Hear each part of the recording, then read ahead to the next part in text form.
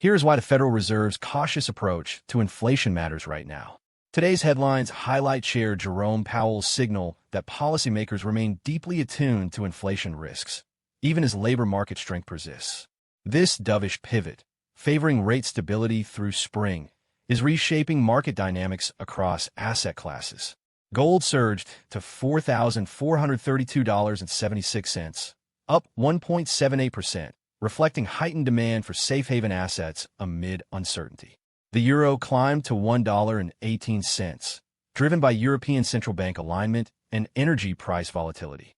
Meanwhile, the S&P 500 rose 0.34%, signaling investor confidence in a prolonged rate pause. These moves underscore a critical shift. Markets are pricing in a scenario where monetary policy remains anchored to inflation control rather than growth optimism. Geopolitical tensions and supply chain bottlenecks continue to fuel inflationary pressures, forcing the Fed to balance dual mandates. With core CPI remaining above 3% and wage growth outpacing productivity gains, policymakers face mounting pressure to avoid overcorrecting. This hesitancy mirrors historical patterns where delayed rate hikes amplified market volatility, a lesson embedded in Raymond Swing's risk-adjusted strategies. For institutional investors, the implications are clear.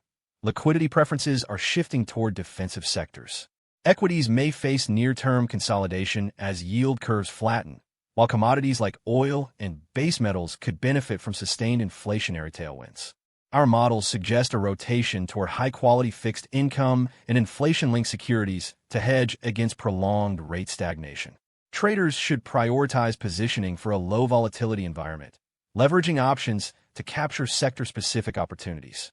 Raymond Swing's proprietary indicators indicate a potential retest of key support levels in tech and industrials, areas poised for renewed momentum if inflation data moderates.